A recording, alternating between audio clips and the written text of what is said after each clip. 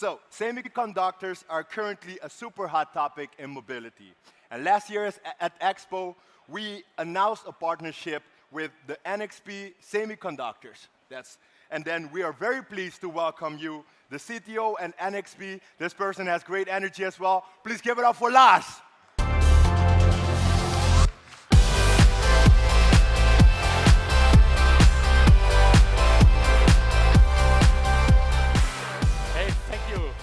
So, Gillard, thanks. When I got the invitation to speak at Startup Autobahn, I did not expect that I also have the noise level of an Autobahn here next to me. But let's see how far I can get the messages over to you. So, I'm the CTO of NXP Semiconductors. And first question is, NX what? So, who is NXP? Very briefly, short introduction. NXP is the old Philips Semiconductors. And this old Philips Semiconductors 8 years ago married the old Motorola Semiconductors. So European, US semiconductors, one family, name NXP. Why do I explain that? Because we are not exactly a startup, about 50 billion market valuation at the moment, depending on the day, trading day, about 60% of Volkswagen valuation at the moment, 3 times Continental, just to put it a little bit on the level where NXP is. And why is that valuation so high? We are only 30,000 employees compared to 20 times more for the big car makers. Well, valuation, of course, always is a price tag that analysts give you, driven by the hope of what you can do in future, which valuation you can create. And I'm just here today for the next 10 minutes to explain to you why I have the coolest job in the industry and I need strong partners from the startup ecosystem. So, every one of us, at least 95% of the nerds who are here today, feel intrigued by that picture. And I can still think back to little Lars, what I wanted to do when I was a kid, doing something meaningful. So I don't have the brain of Mozart and I don't have the skills of Picasso.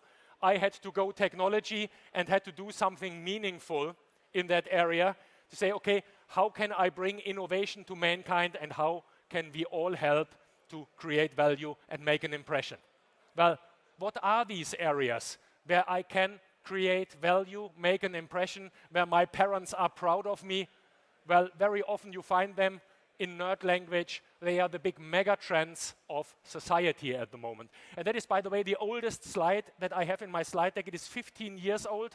So our Marcom team did a little bit of formatting and polishing, but the trends are unchanged since 15 years.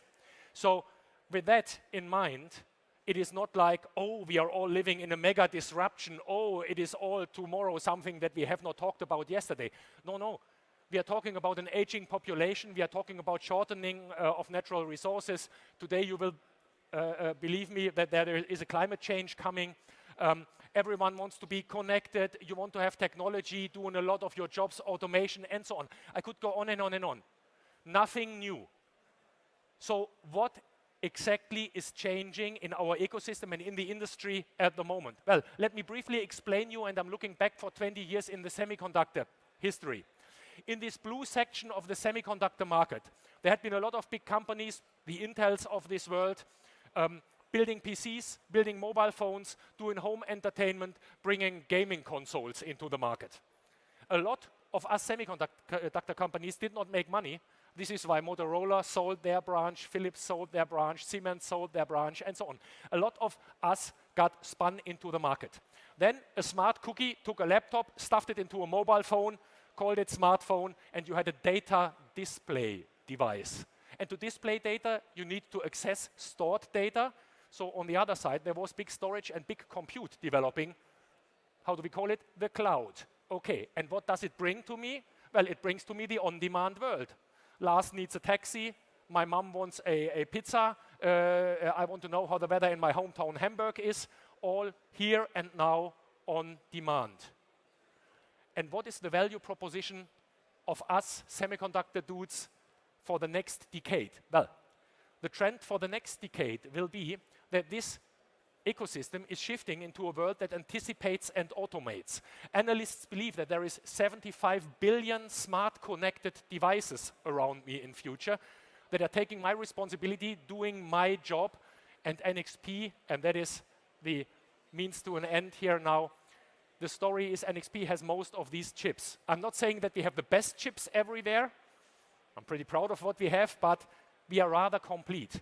And therefore, if you believe that we can work in all these 75 billion smart connected devices, I mean, okay, now you understand what the share price might do to you. Now, what are these 75 billion smart connected devices? Well, very simply, they are devices in your direct proximity, your portable devices at your body.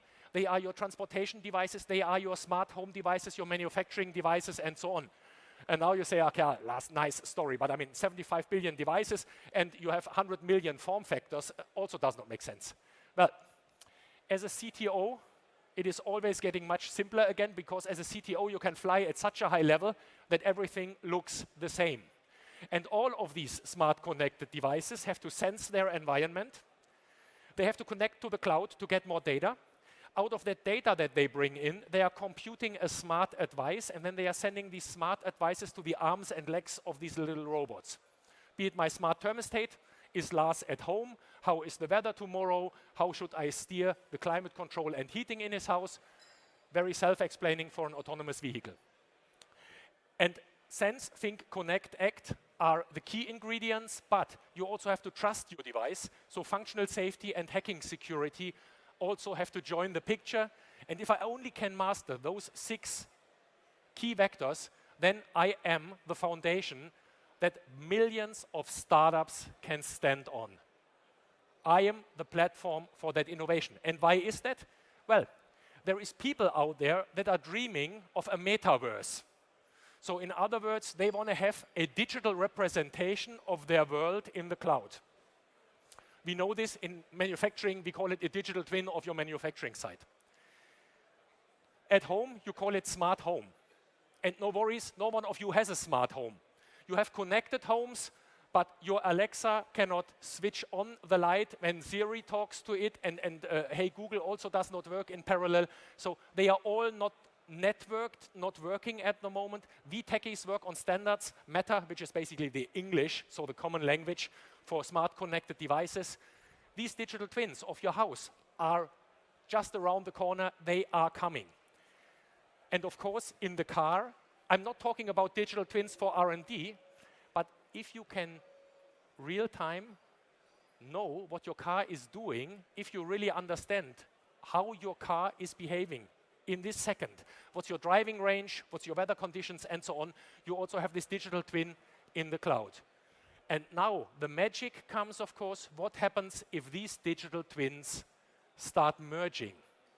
So if you have the analog devices that can feed the digital twins in the cloud, and then from there you can blend digital twins into each other. Well, just a couple of things that are today reality already here on the slide. You can go for assisted driving. I take your wallet, stuff it into your mobile phone, we call it mobile payment. I take your car keys, I take your keys out of your pocket, stuff them into your mobile phone, we call it ultra-wideband car access. The car OEMs have these chips already in. Of course, you go for adjusting your health data.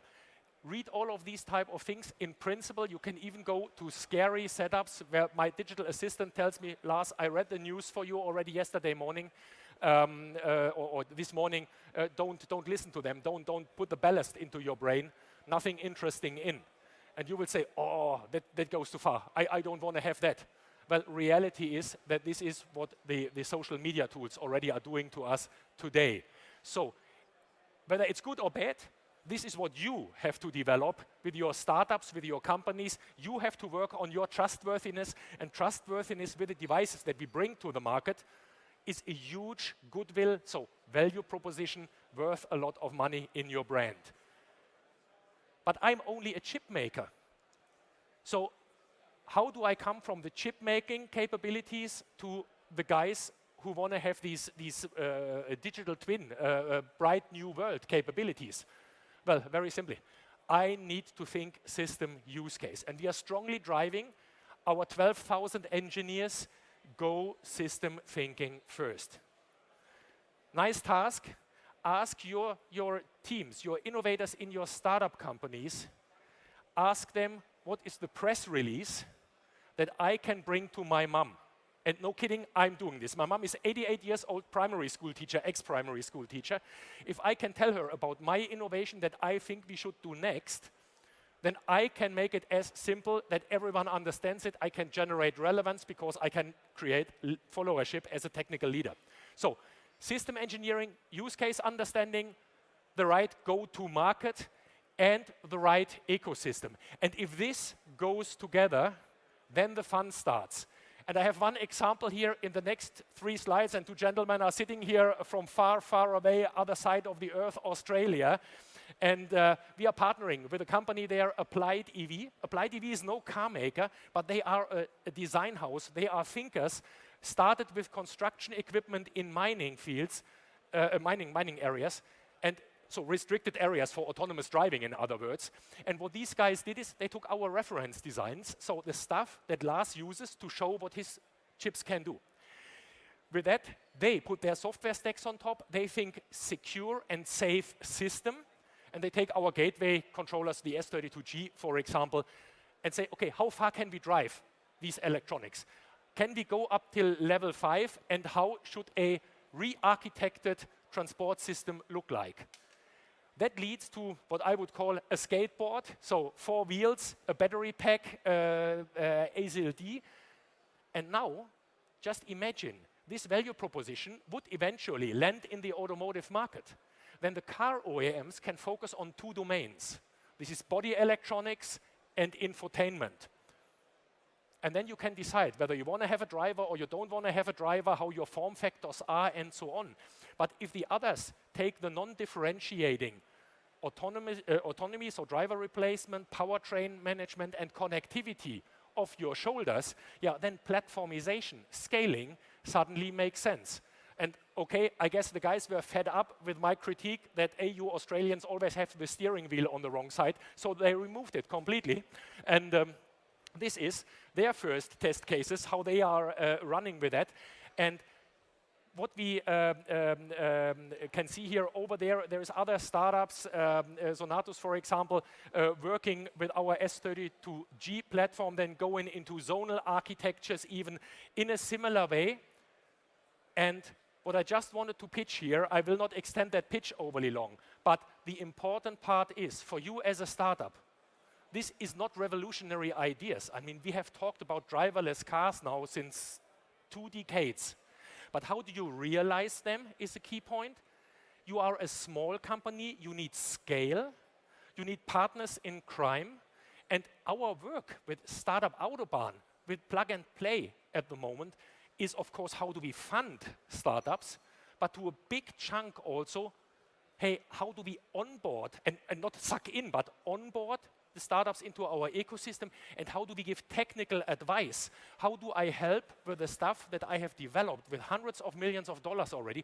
How do I take these reference designs, bring them back into our 30,000 customers that we have, and let them come and play with our solutions? So what we have done at NXP, we have in the meantime web portals for startups to register, an easier entry to ask technical questions, and to bring ecosystems into, startups into our ecosystem, to really be friendly, playing, and I hope that then the VC ratio is right, that 1 in 10, 1 in 100 might become a unicorn, because in the end, of course, this is what I want to do, scale the sales of semiconductors.